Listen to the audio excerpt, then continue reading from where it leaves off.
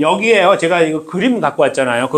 여기 우리 여기도 나와 있지만 교환에도 여기 제가 여쭤본 게 되게 애매한 질문을 던졌어요. 제가 첫 시간에는 여기 왔다 갔다 하는 이야기를 계속 하더니 두 번째 시간에 거의 하지도 않았다가 세 번째로 넘어오면서 이거 여기 왔다 갔다 하는 거 중요합니까? 물어보고 있는 거예요. 2번, 3번 왔다 갔다 하는 게.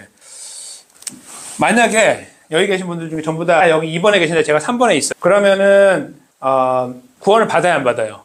제가 여기 제가 천국 가는 겁니까? 안 가는 겁니까? 제가 3번에 있고 다 2번에 계시는데. 예수님을 믿는 자는 모두 구원을 얻었다 했으니까. 네, 그 말씀에 의해 보면 거기에 의하면은 가는 건 가는 거겠죠. 그렇죠. 지금 이 둘 사이의 긴장을요, 어떻게 이게 자꾸 긴장을 이야기하다 보면 어떤 긴장으로 가냐면 사람들 중에 많은 사람들이, 대부분이 아니고 많은 사람들이 구원의 문제까지 가요.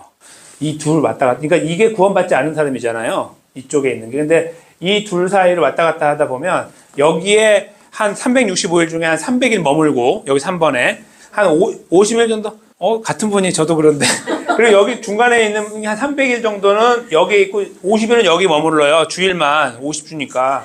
이제 그런다고 쳤을 때 아니면 이제 그 중에 반은 또 교회 못 나오신다고 쳐봐요. 그러면은 이 사람을 바라볼 때에 저희가 처음에는 되게 너그럽게 보는데 시간이 가면서 이상하다. 저 사람 구원 받았나? 이런 안경들을 여기다 이제 끼우기 시작해요. 이렇게. 여기에. 그래서, 이 왔다 갔다 하는 게 한편으로 우리 성장의 문제에 도움이 될 수 있어요. 약간은. 여기 왔다 갔다 여기로 가야지라고 하지만 제가 그때 여쭤봤잖아요. 이게 언제 여기 있다고 확신하세요? 여쭤봤죠, 제가. 기억나시는지 모르겠어요. 부흥회 끝나면 여기 있는 것 같으세요? 여쭤봤잖아요. 근데 부흥회 끝나고 나와서 누가 나의 발을 밟았을 때 여기로 오는 거는 어떻게 되는 거예요? 그렇죠? 도대체 여기 킵하는 방법이 뭐냐? 이런 굉장히 중요한 질문들이 따라 나오는 거예요. 근데 그거에 대한 답을 못 해요, 우리는. 답하실 수 있는 분 계신가요? 답을 못 해요. 어떻게 하면 여기 머물 수 있는지. 물론 성경에서 성령 충만의 방법들이 나오죠. 하나님 말씀을 의지하고 기도하고. 근데 우리가 지금 먹고 살아야 되고요. 일해야 되고 뭐 해야 되는데 그거 여기 붙잡고 있는 사람이 누가 그렇게 해요? 24시간을. 아무도 못 하잖아요. 그러니까 이게 머리로 납득은 되거든요. 2번이. 그리고 이렇게 해야 된다고 생각하는데 이것이 정말 우리가 거기 있는지에 대한 확신을 갖는 것은 굉장히 애매하다는 거죠. 여기 2번에 있다는 것을 확신할 수 있는 거는. 그래서 이 질문 자체가요. 어쩌면 중요하지 않을 수 있다. 제가 여기까지 오늘 말씀을 드릴게요. 일단은 약간 이제 거기까지 조금 이제 더 나가면서 답을 이제 저희가 확신하게 될 수 있어요. 저는 크리스찬 라이프가 정결하게 살아야 된다는 것을 부정하는 게 아니에요. 다 2번에 있어야 된다고 확신하지만 이것이 2번, 3번을 왔다 갔다 하는 거기에서 우리가 어디쯤에 있는지를 계산하는 것이 우리에게 얼마나 영적인 도움을 줄까라는 아주 실제적인 질문인 거예요. 애매하게 말고 여기로 가야지 그런 거 말고요. 어디 있는지에 대한 생각들을 정말 첨예하게 하면 날카롭게 해보면 아닐 수 있다는 거예요. 여기. 저도 계속 여기에 있을 수 있는 거예요. 아예 365일을. 저도. 그러니까 지금 이 그림이 어쩌면 우리들의 신앙생활에서의 그 성경적인 생각을 갖는 것을 방해할 수도 있다. 그것이 제가 지금 이걸 가져온 두 번째 목표가 되는 것입니다. 어쩌면 우리는 본질적이지 않은 질문을 하고 있는지 몰라요. 더 중요한 게 있는데. 그걸 잠깐 저희가 이제 오늘 성경의 정의와 의미와 추가적인 고찰입니다. 그러니까 지난주에 왜 구원은 알겠는데 우리 삶으로 자꾸 끌어내리지 말라고 제가 요청을 했느냐. 그걸 이제 여기서 말씀드리는 거예요. 그거를 자꾸 끌어내리기 시작하면 혼동이 생겨요. 혼란. 그래서 완성된 것과 이 적용되는 것을 자꾸 민글해서 이야기하게 돼요. 그래서 제가 그때 그것을 하지 않도록 제가 요청을 드렸던 건데 오늘 드디어 그 붕 떠 있는 배가 내려오는 거예요. 아니면 그 위로 우리가 사다리 타고 올라가는 거예요. 거기로 들어가는 것을 구원의 적용이라고 부른다는 거예요. 이제 크게 말하면 배로 들어가는 거예요. 구원으로. 의미를 보겠습니다. 구원의 유익이라는 게 이제 저희가 읽어보시면 아시면 아까 저희가 잠깐 했던 의롭게 됨, 영화롭게 됨 이런 거 있잖아요. 거룩하게 됨 이런 것들 그런 것들을 구원의 유익이라고 부르는 거예요. 그러니까 저 배 있잖아요. 배가 떠 있는데 저기 들어가면 이 유익들을 받는 거예요. 그걸 우리는 구원의 적용이라고 부른다. 여기 지금 나와 있는데 특별한 것은요. 아까 저희가 이미 잠깐 이렇게 지나가면서 말씀 나눈 것처럼 지속적이고 반복적이고 발전적이에요. 그러니까 우리 일반적인 삶에서 우리가 매일매일 이렇게 해야 된다고 했던 경험해 나가고 알아나가는 그 모든 유익들을 말하는 거예요. 그러니까 끝나버리고 한번 옛날에 처음 예수님 만났을 때 한번 경험하고 끝나는 게 아니라 그때부터 지금까지 계속해서 경험해 오는 유익들을 말한다. 그것이 이제 구원의 적용이라는 뜻입니다. 네, 여기 보면 바울과 구원의 서정이라고 써 있는데 이거 서정이란 말은 뭐냐면 질서라는 뜻이거든요. 이렇게 단계가 있다는 뜻이에요. 구원을 받는데 단계가 있다는 거죠. 끝까지 가고. 근데 그 단계별을 밟아 나가는 것처럼 근데 그게 구원을 담보하지 못해요. 그러나 있어요. 단계가. 여기에도 그게 있는 거예요. 이따 보시면 아시겠지만 모든 사람들이. 그래서 그렇게 하는 것이 훨씬 편해요. 우리한테. 여기에 이제 근데 서정이란 말을 쓰면 안 된다고. 아까 저기 내가 됐나 안 됐나 가고 있나 그런 이야기를 할 때 아니 됐어라고 말하고 있어 성경은. 그러니까 지금 내가 가고 있잖아요. 여기. 이거 하고 있는 걸 놓고 난 가고 있는데요. 지금. 여기도 온고잉 가고 있다고 그랬잖아요. 그러니까 가고 있는 게 맞는 것 같아요. 그런데 성경에서는 아니 이미 다 끝났어라고 말해주고 있다는 게 구원의 적용에 진짜 큰 의미가 되는 거예요. 그러니까 끝난 건데 계속 가는 거예요. 끝난 거 하면서. 그러니까 이렇게 이제 그런 거 있잖아요. 우리가 이제 시민권을 받는다고 치면요. 이제 어떤 사람이 한국 사람이 돼요. 한국 시민이 되면 시민권을 받잖아요. 그러면 받은 다음부터 시민으로 살되 계속 시민이지. 그때 받았으니까 그때만 시민이고 그 다음부터는 시민이 아니라고 말하지 않잖아요. 그런데 그 시민으로서 주어지는 법이 있잖아요. 한국에서는 운전은 이렇게 해. 뭐 먹을 땐 이렇게 하는 거야. 그런 것들을 계속 배워서 걸어가는 거와 같은 거예요. 그런데 당신은 시민권자야. 여기 한국 시민권자잖아. 여기 뭐 예를 들어서 언제 받았잖아. 어저께 받았잖아. 그거하고 이게 비슷하다는 거예요. 구원이. 근데 이게 섞여버리면 아직도 이루어지지 않았다고 생각하는 거예요. 나는 계속 가고 있고 가봐야 아는 거예요. 구원은. 이렇게 바뀌는 거죠. 그래서 유익이라는 것 자체가 질서, 순서에 의해서 따져지기 시작하면 아주 곤란한 문제를 만나요. 근데 그거를 만났을 때 답을 하지 않거나 아예 그럼 몰라도 돼 이렇게 하거나 아니면 회피하죠. 그러니까 답을 하지 않고 가거나 이렇게. 왜냐하면 답을 못하니까. 그래서 바꿔야 되는데 안 바꾸는 거죠. 100년 동안 굳어져가지고. 일단 여기는 한국이 아니고 미국이고 잘 들어보시면 이게 잘못됐다는 거 아시는 거예요. 그건 어떻게 사는 문제잖아요. 저희가 알다시피. 어떻게 살 것인가 그러니까 구원의 적용이에요. 여기 보면 지속적으로 발전적으로 반복적으로 살아가는 거. 매주일 교회 와서 예배 드리는 거. 그리스도인답게 성경 읽는 거. 말씀 보는 거. 찬송하는 거. 이렇게 연결되어 있는 거예요. 그게 바로 구원의 적용의 한 측면이 되는 거죠. 유익, 명령법, 부활생명 살아가는 거. 예수님 안에 부활의 삶을 살아가는 거, 지속적으로 반복적으로 발전적으로 걸어가는 거, 이 모든 것들이 구원에 적용이 되는 거예요. 우리 삶에 적용된다 그런 의미예요. 그렇게 생각하시면 조금 더 와닿으실 수 있고요. 구원의 완성과 적용을 잠깐 이제 비교 설명해 드린 건데요. 그러니까 우리와 전혀 관계없이 성삼위 하나님께서 이루신 구원의 완성, 그리고 그것을 우리에게 주시는 과정, 그 유익들을 그걸 적용이라고 부른다. 시간적으로 많이 따진다면 구원의 완성이 먼저였다. 그런데 성경은 동시에 이루어졌다고 말해요. 동시에. 그러니까 예를 들면 이거죠. 예수님 십자가에 돌아가시고 부활하셨잖아요. 이제 오늘 십자가에 돌아가시고 부활하셨어요. 그러면 내일 이루어지는 게 아니고요. 오늘 여기서 이루어진 거예요. 그렇게 보는 거예요. 그게 원래 성경에서 표현하고 있는 구원의 완성하고 그것이 하나님 백성들에게 그냥 쏟아지는 적용이 동시에 이루어진 거죠. 같은 자리에. 근데 구원의 완성은 더 이상 반복될 필요가 없고 그냥 끝났고 적용은 계속 이어지는 거예요. 하나님 백성들의 삶에서 두 가지가 이루어졌는데 근데 만약에 정말 순서를 따지고 싶은 어떤 분이 계셔서 그래서 도대체 뭐가 먼저입니까? 그러면 완성을 먼저 합시다 해야 돼요. 왜냐하면 십자가 사건하고 거기에서 나왔으니까 뿌리가. 그렇게 할 수 있지만 성경은 차이를 두고 있지 않는다. 이렇게 생각하는 거예요. 그게 성경적인 진리죠. 이거를 분리하잖아요. 그러면 진짜 이상한 상황이 되는 거예요. 여기 완성됐고 적용은 여기에서 이루어진다고 하면 여기에 이제 갑자기 사람들이 사다리를 놓기 시작하는 거예요. 나는 7번째 단계에 있는데 당신은 어디쯤에 있어? 이런 이야기를 하는 거예요. 개혁신학의 가르침 잠깐 보겠습니다. 그러니까 예수님이 살아나신 과정이 그냥 어떤 한 존재가 죽었다 살아나는 사건을 보는 게 아니고요. 죽었다가 살아남으로 다른 사람을 살리게 되는 존재가 됐다는 것으로 쓰고 있다는 게 독특한 표현이에요. 첫 번째 아담하고 마지막 아담. 이 사람은 우리를 죄악으로 끌고 간 존재고 예수님은 우리를 구원으로 인도한 존재. 이렇게 둘밖에 없는데 이 사람은 그냥 만들어진 존재로 있다면 예수님은 죽으시고 부활하시는 과정을 지나서 이 아담을 만드신 존재처럼 생명을 만드는 존재로 세워지게 됐다. 그런 표현이거든요. 이 고린도전서 말씀이. 그렇게 바뀌신 예수님을 설명하고 있는 거예요.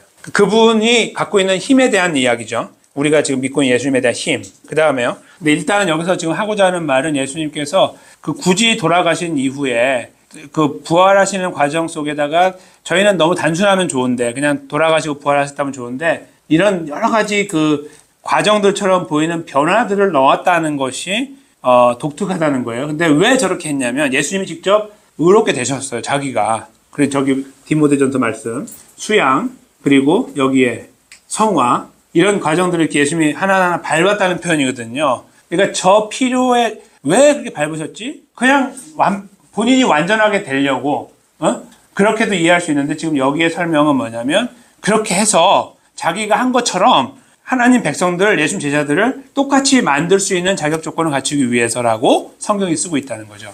그러니까 그렇게 되신 이유는 나만 되면 끝나는 게 아니라 내가 된 것처럼 저들도 만들려고 한 거예요. 의롭게 하고 또 영화롭게 하는 이 모든 과정들을 선사하기 위해서 본인 스스로가 그 길을 걸어갔었다는 거예요. 그렇게 안 하셔도 되는데. 그것이 여기 내용이에요. 아들을 아끼지 그렇지. 아니하시고 네. 우리 모든 사람을 위하여 내어주신 이가 어찌 그 아들과 함께 모든 것을 우리에게 주시지 아니하겠느냐. 네, 거기죠. 예수님을 우리에게 내어주셔서 십자가 돌아가셨잖아요. 그리고 부활하셨죠. 이 과정을 지나가신 그 존재가 예수님이신데 그분을 내어주셨는데 그거보다 더 가치 있는 것이 있겠는가? 그렇지 않다. 그러므로 예수님을 주셨으니까 그 이외의 모든 유익들, 지금 뭐 거룩하게 되고 흠없게 되고 아름답게 되고 영화롭게 되고 또 이렇게 의롭게 되는 이런 모든 것들을 예수님을 믿는 자들에게 그냥 주신다고 하는 말씀이에요. 여기 로마서 말씀이. 근데 그걸 놓고서 예수님을 소유했다는 말은 굳이 예수님께 딱 소유한 다음에 자, 이제 예수님 소유했으니까 그 다음에 이제 우리 의롭게 됨을 한번 소유해 봅시다. 그리로 가고 이거 소유하고 그 다음에 영화롭게 됨도 소유하고 이렇게 하는 게 아니라 이 예수님을 소유할 때에 이미 그 과정을 다 완성하신 그분이 우리를 그렇게 만들어 주신다는 거예요. 그러니까 그분을 붙잡고 있으면 이게 다 한꺼번에 있는 거예요. 종합 선물로. 근데 이 부분을 자꾸 미스하게 되면은 예수님은 붙잡아서 내가 뭔가 된 것 같은데 그 다음에 다른 유익들을 어떻게 받아요? 열심히 기도하세요. 열심히 말씀 보세요. 뭐 이런 것들로 우리를 더 이렇게 세워나가고 유익들을 받을 수 있는 통로가 된다고 생각하는 경우가 있어요. 그걸 해야. 그런데 그렇지 않다는 겁니다. 예수님만 붙잡으면 모든 것이 우리 것이다. 그런 의미가 돼요. 하나님 그렇게 만드셨다는 거죠. 예수님이 그런 존재이고 귀한 존재이시고요. 패키지, 종합 선물로 주어진 거다. 그거를 좀 기억하시면 좋겠어요. 아까 읽어주신 말씀에 과거형으로 의롭게 되고 영화롭게 되는 그 부분들에 대한 과거형 표현들이 예수님의 십자가 부활 사건을 통해서 우리에게 주어지게 된 거예요. 아무런 공로도 없이. 그러니까 예수님 믿으면 구원 얻는다는 말이 그냥 구원 얻고 다른 건 어떻게 다르게 하면 돼. 그런 말이 아니라 그분을 딱 픽업하는 순간에 그분을 우리가 딱 이렇게 가지는 순간에 한꺼번에 다 우리에게 자동적으로 주어지는 유익이 되었다. 그런 말이죠. 과거형으로 못을 받고 있다는 것도 중요하고요. 사람들이 왜 그 순서에 집착을 할까 생각해 보세요. 종교개혁이 일어난 다음에 종교개혁이 모든 게 깨져버렸어요. 그동안에 지탱해 왔던 거 이렇게 해야 구원받아 수만 가지가 있었단 말이야. 거기다가 이제 면죄부까지. 거기에 딱 이렇게 집중하고 살고 있는 그들에게 루터가 나타나가지고 칼빈하고 다 필요 없습니다. 예수님이 다 하셨습니다. 이렇게 하니까 되게 좋지만 불안한 거예요. 그 사람의 이 정신을 한꺼번에 바꿀 수가 없는 거예요. 지금까지 수십 년, 수백 년 걸어왔던 걸음을 한 번에 바꾸는 게 불가능했던 거죠. 그래서 사람들의 당시에 가장 큰 필요가 뭐냐면 신학자들에게 물어보는 게, 목사들에게 물어보는 게 구원의 확신을 어떻게 가냐 이거예요. 구원의 확신을. 내가 그동안에 구원의 확신을 향해 가면서 10가지가 있다면 내가 7가지, 나는 지금 7번에 있어라고 확신하면서 왔는데 그 순서가 없다고 하고 예수님이 했다고 하니 한편으로 좋지만 불안하기 짝이 없는 거예요. 나 옛날엔 7번에 있었는데 7번이 없다네? 그러면 난 어디 있어? 이런 질문이 나오기 시작했어요. 실질적인 질문이에요. 당시에 유럽 전체에. 그거에 대한 것을 이제 해결책을 찾기 위한 이제 분들이 많이 계셨는데 그 중에 윌리엄 펄키스라는 분이 있는 거예요. 바로 여기 그림이죠. 그리고 거기에 나와 있는데 이 그림은 되게 중요한 그림인데 위에서부터 성삼위 하나님이 계시고요. 하나님이 이제 처음에 세상을 만드실 때 택한 자, 버린 자 해가지고 나눴잖아요. 그래서 쫙 이렇게 흘러내려가는 거예요. 이게 이제 골든 사슬, 그 금사슬 이론이라고 부르는데 여기에 벗어나지 않아요. 맞는 말이에요, 한편으로. 근데 이 분이 노력한 건 뭐냐면 논리적으로 이게 이해하도록 만든 거예요. 2단계 다음에 이거, 2단계 다음에 이거. 이게 맞겠지? 하고 생각해가지고 만든 거예요. 근데 이것이 당시의 분들에게는 큰 위안이 됐어요. 왜냐하면 자기가 어디쯤 있는지 확인할 수 있거든요. 나는 여기쯤 하는 것 같은데 이런 거를 읽을 수 있도록 제시를 한 거예요. 특별히 성도들에 있는 분들에게 그 부분을 넣은 거예요. 그래서 이것이 당시 사람들에게 그 센세이션을 일으켰어요. 이게. 그래서 이 골든 체인에 대해서 다 이해를 하고 이걸로 자기를 평가하는 기준을 삼게 된 거예요. 언제요? 종교개혁 이후에. 그러니까 종교개혁 전에는 이게 아니고 다른 게 있었어요. 캐톨릭에서 가지고 있는. 그거는 끝이 없어 보이고 뭔가 바닥이 없어 보이는 상황으로 가는데 얘는 이렇게 가면서 결국 구원이라는 곳으로 가고 있는 것을 선명하게 그려주는 거예요. 그러니까 이걸 바라보면서 자기를 평가할 수 있는 좋은 기회가 돼서 이제 이게 만약에 저에게 주어지는 툴이라고 보면요.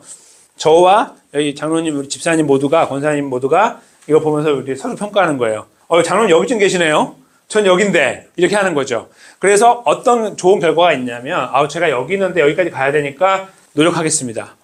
같이 기도해 주세요. 이런 것들이 가능한 거예요. 당시에. 좋은 의미로, 만약에 의미를 찾는다면. 그러나 그거 이외에 어떤 문제가 발생하냐면, 내가 여기는 여기인지 모르는 거예요. 나중에. 여기 갔는데 내가 또 여기 있네? 이렇게 되는 거죠. 왔다 갔다. 때로는 여기까지 가. 그래서 이게 사람이 이 안에서 머물러 가지고 이 생각 속에 있다 보니까 무엇이 사라지냐면 복음이 사라진 거예요. 여기서 왔다 갔다 하는데 가만히 있어봐. 예수님이 어딨지? 이렇게 된 거죠. 여기 예수님이 어딨냐 이거야. 예수님이 나를 위해 한 게 여기에 무슨 효과가 있냐는 거죠. 아무 효과가 없어요. 전부 내가 하는 거예요. 그래서 이 금사슬 이론이 오류를 갖고 있다는 것을 알게 된 거예요. 당시에는 굉장히 좋은 거였고, 근데 제 생각에는 징검다리가 된 거예요. 처음에 종교개혁 된 다음에 이런 틀을 원하는 사람들에게 이 틀을 제시해가지고 한 발짝 뛴 다음에 잘못됐다는 걸 보고서 그 다음으로 갈 수 있도록 도와준 거죠. 이제 그렇게 보면 긍정적으로 볼 수 있겠습니다. 네. 그러니까 지금 그게 얼마나 큰 영향을 미치고 있는지를 말해주고 있고, 이제 심지어는 아까 제가 여기 구원의 서정이라고 하는 게 이게 순서를 정해놨다는 그게 여기서 온 거예요. 그런 질문들은 이게 쉽게 지나가면 생길 수 있는 문제인데 그게 다 여기에 뿌리를 두고 있는 거예요. 그리고 얼뜻 보면 괜찮고 마음의 평안을 줄 수 있다라고 볼 수 있는 거죠. 예수님이 안 계신 거 빼고. 근데 일단 이 9가지로 이렇게 표현하고 저는 이것을 무시하는 게 아니고요. 이것은 성경의 진리를 잘 정리한 건 맞아요. 근데 이거를 시간적인 순서로는 보면 안 된다는 것을 주장하는 거죠. 네. 분명히 순서가 있어 보인다. 있어 보이죠? 네, 정하고 그 다음에 부르고 어렵게 하고 영화롭게 했다. 그게 순서가 보이는 것처럼 보이죠? 여러 가지 내용들 중에 적어도 성화는 빠뜨리지 말았어야 했다. 그렇죠. 그러니까 종교개혁의 핵심이잖아요. 성화라는 부분이 이 영화와 함께 가기 때문에 그런 부분들이 필요하다고 말씀드린 거예요. 꼭 가보고 싶었던 데가 천주교였는데 목사가 되고 여기 미국 와서 한 2번 갈 수 있는 기회가 있었어요. 장례식. 그러니까 제가 섬기던 교회의 성도님의 부모님이나 아니면 자녀분이 캐톨릭 신자일 때 이제 그쪽에서 집례를 한번 가야 돼요. 이렇게 가서 이제 참석하는 거예요, 형식적으로. 근데 제가 거기서 이제 2번 똑같이 경험했는데 이거예요. 그 신부님이 이제 진행하는데 그 메시지가 이제 정해진 메시지를 주시는데 딱 정해진 게 있는데 내용이 뭐냐면 하나님 이 영혼을 불쌍히 여기셔서 받아주십시오. 이렇게 기도를 해요. 아무렇지도 않은 것처럼 보이지만 또 그 차이가 있는 거예요. 우리는 어떻게 기도하냐면 하나님 아버지 이 성도님을 지금까지 인도해서 감사드리고 이제 품에 안아주셔서 감사합니다. 이렇게 기도하죠. 근데 캐톨릭에서는 그렇게 기도 안 해요. 절대로 안 해요. 그거는 아무도 컨펌하지 못해요. 구원은. 그래서 이렇게 말하는 거예요. 받아주십시오. 불쌍히 여겨주십시오. 이렇게 기도해요. 맞는 것처럼 보이나 성경적인 지금 이 내용하고 완전히 빗나간 거죠. 그러니까 지금 구원의 문제에 대해서 천주교와 저희의 큰 차이가 그거예요. 그러니까 우리는 예수 그리스도께서 다 이루셨기 때문에 끝났다라고 보는 것이 개신교가 갖고 있는 구원론이고 캐톨릭에서 갖고 있는 구원론은 예수님이 이루신 것은 약간 반 정도 이룬 것처럼 느낌으로 그런 다음에 우리가 이제 뭔가 노력을 해가지고 힘을 써가지고 선행을 해가지고 그 나머지 부분을 채워나가면서 가는데 문제는 죽을 때까지 모르고 더 중요한 건 죽어봐야 한다. 이게 그 논리예요. 정확하게. 그래서 신부 자체도 본인이 몰라요. 내가 어떻게 되는지. 그러니까 그 모두 다 모르면서 가는 그거를 제가 거기서 이제 정확하게 2번 똑같은 걸 들으면서 물론 저 개인적으로 감사했지만 그 차이점을 확실히 알 수 있는 좋은 기회가 됐어요. 그러니까 저희가 갖고 있는 성경적인 구원론이 갖고 있는 이 이야기는 매우 확실한 거예요. 뜬구름 잡는 게 아니고 그냥 됐다! 정확하게 칼로 딱 끊고 가는 거지. 그래 한번 해봐야 되는데 그런 게 절대로 없어요. 성경에는. 저희가 지금 이 보는 내용 속에. 그래서 그 부분을 저희가 이해해야 되는데 그러기 위해서는 우리가 만드는 어떤 순서에 의한 거나 어떤 뭐 방법이나 이런 것들을 자꾸 집어넣으면 안 돼요. 담백하게 만들어야 되는데 그 일을 한 거예요. 여기 위에 말고 성부, 성자, 성전 말고 어디 있냐고 여기에 이렇게 된 거예요. 뭐 우리랑 함께하고 계시고 뭐 어디 있냐고 여기. 우리는 그럼 어떻게 예수님의 그 은혜를 힘입고 힘을 힘입고 가는 거야? 아무것도 없죠. 제가 그 부분을 저희가 여기서 함께 동의를 하면 좋겠어요. 지금 여기 읽어주신 대로 우리 안에 적용되는 이 내용들을 어떻게 이해하면 좋겠냐 하면 그리스도의 삶이라고 아주 이렇게 간단하게 쓸 수 있는 거예요. 구원의 적용이. 그 구원의 이 완성된 구원 속에 저희를 이렇게 넣어주시는 과정이 적용이잖아요. 이렇게 배 타요. 타고 났더니 적용이 됐어요. 나한테 이제 구원이 들어왔잖아요. 내가 예수님을 딱 소유했어요. 그랬더니 이제 그 다음 삶을 제시하는데 이 삶이 여기 나와 있는 삶인 거예요. 이거. 그래서 그 길을 가는 게 구원을 적용하는 건데 잘 적용해 가서 구원받는 게 아니고 구원을 받았기 때문에 여기 안에 배에 타고 있으니까 이제 이 삶을 추진해 가는 거예요. 계속. 그것이 여기에서 이야기의 내용. 그래서 구원의 완성은 예수님 성삼위 하나님의 역사이죠. 퓨어하게. 근데 그것이 우리 안에 들어오는 순간에 우리가 우리 삶을 통하여 그것을 반응을 하면서 살아가는 것이 이루어지는 거예요. 그게 바로 구원에 적용이 되는 거죠. 그렇게 해서 완성과 적용이 함께 만나게 되는 것입니다. 십계명 주어질 때 나는 너를 구원했다. 구원에 대한 완성 이야기를 한 다음에 이렇게 살아라 했던 그 프레임이 그대로 들어오는 거예요. 근데 거기 보시면은 뭐가 있냐면은 그 세 번째 줄에 구원을 이루어가라는 말씀 있잖아요. 기회가 되면 이 부분을 좀 더 깊이 봐야 되는데요. 이 말은 엄청난 오해를 안고 있어요. 심지어 목사님들도. 그래서 우리가 구원이 지금 다 이루었다는 게 아니라, 그러니까 내가 다 이루었다는 게 아니라는 사도 바울 표현이 있잖아요. 그걸 놓고서 이렇게 말해요. 구원은 다 이루어진 게 아니다. 그러면 지금까지 사도 바울이 말한 건 전부 다 이 한마디 때문에 뒤집어지는 거예요. 지금 그 말은 어떤 걸로 그 안에 문맥에서 이해하는 게 맞냐면 내가 아직 저기에 들어가지 않았다. 하나님 나라에. 그렇게 문맥 안에서 이해하는 것이 훨씬 건강한 이해고요. 그리고 그는 계속해서 구원받은 사람의 삶을 강조하고 있다. 이렇게 이해하는 것이 맞는 거예요. 그러니까 내가 아직 이루지 않았기 때문에 나도 죽어봐야 알아. 그 말 한다고 생각하는 분이 계세요. 근데 사도 바울은 지금까지 절대로 그런 말 한 적이 없어요. 지금까지 이렇게 말했어요. 예수님이 나를 위해 십자가 돌아가시고 버려서 내가 구원을 받았기 때문에 나는 구원받은 사람으로 산다. 당신도 그렇게 해야 된다. 계속하게 이야기를 본인이 온 힘을 다해 지금까지 수도 없이 해오던 그 말을 성경을 하나님의 영감으로 쓰는 사도 바울이 똑똑해서가 아니고 영감으로 쓰고 있잖아요. 그래서 그 안에서 보면 그 문맥이 무엇을 말하는지를 봐야 되는데 그 문맥을 보지 않고 그냥 이해하면 이런 큰 오해가 발생하는 거예요. 갑자기 그가 지금까지 했던 이야기를 번복하는 거예요. 사실 나도 몰라 이렇게 하는 거거든요. 근데 그 말이 아니에요. 그 안에 문맥 안에서요. 그래서 혹시 그 부분이 혹시 오해가 되실까봐 구원을 이루어가는 그 부분을 구원을 이루라고 했잖아요. 아직 이루지 않았으니까 그런 말로 오해하실까봐 제가 설명드리는 건데 그것은 구원받은 사람으로서의 삶을 말하고요. 그리고 내가 아직 천국에 들어가지 못했다는 말을 말하는 거예요. 이 땅에 발붙이고 있다는 뜻이에요. 구원을 이루지 못한 게 아니고 내가 여기 땅에 있으니까 아직 하나님 나라에 들어가지 않았다는 의미와 그리고 그리스도의 삶으로 매일매일 살아가는 것 요것을 말하고 계신다는 거예요. 하나님 사도 바울을 통해서. 그렇게 이 부분은 일단 간략하게 이해를 해놓으시면 나중에 혼동이 생기지 않으실 거라고 생각합니다. 처음에 우리가 이단 구원파 말씀을 잠깐 나누면서 다 이루었다며 그냥 멋대로 살지. 그렇게 성경에 나와 있잖아. 그렇게 하는 것이 불가능하다는 거죠. 조금 이제 구원의 적용이라는 거에 대한 생각과 의미와 그리고 그것이 실제로 우리 안에 어떻게 반응이 되고 보여져야 되는지에 대한 내용을 이제 읽은 거예요. 성경을 찾아가지고. 그러니까 이것을 아주 간단하게 어린 아이들에게 설명한다면 구원의 적용은 하나님이 다 이루신 구원 속에 들어간다는 말이고요. 그래서 그 사람답게 매일매일 살아가는 것을 말해. 이렇게 정리할 수 있는 거예요. 그리고 그 중간에는 아무것도 없어요. 그러니까 노력해야 돼. 구원받기. 이런 거는 다 비본질적이고 복음이 아니에요. 한 번 구원은 영원한 구원이라고 하는 그 이단, 그러니까 은혜를 더 받으려고 죄를 더 짓는 이런 일은 있을 수 없다라는 이야기가 나오는 거예요. 그때나 지금이나 똑같은 거죠. 근데 그래서 지금도 그렇게 이 문제가 될 수 있다는 거고. 그래서 이 두 가지요. 구원의 완성과 적용이라는 것을 이렇게 저희가 이해하면 저희 안에 좀 클리어한 어떤 그림이 생길 거라고 생각하고 잠깐 질문을 받겠습니다. 다음 시간에는 그분이 누구이시고 어떻게 도우시는지를 구체적으로 살펴보자. 저희가 마지막 시간에는 예수님과 연합을 이야기할 거예요. 되게 복잡한 내용인데 간단하게 하려고 노력을 했어요. 구원의 완성이 진짜 큰 하나님의 역사였다고 생각해서 우리가 그 은혜로 우리가 구원을 받았잖아요. 에베소서 2장 8절 9절 말씀처럼. 그랬을 때 구원의 적용이라는 것이 그 부담으로 다가오기보다 감사함으로 다가오는 것이 맞겠죠. 저희는 부족해서 부담으로 다가올 때가 있고, 그러나 성경이 그걸 우리에게 알려주고 있을 때는 이것이 감사함으로 표현돼야 된다라고 의도를 하고 계시겠죠. 저희는 못해도. 근데 그 부분을 저희가 생각하다 보면요, 저희 머릿속에 두 가지가 맴돌게 되는 거예요. 완성과 적용.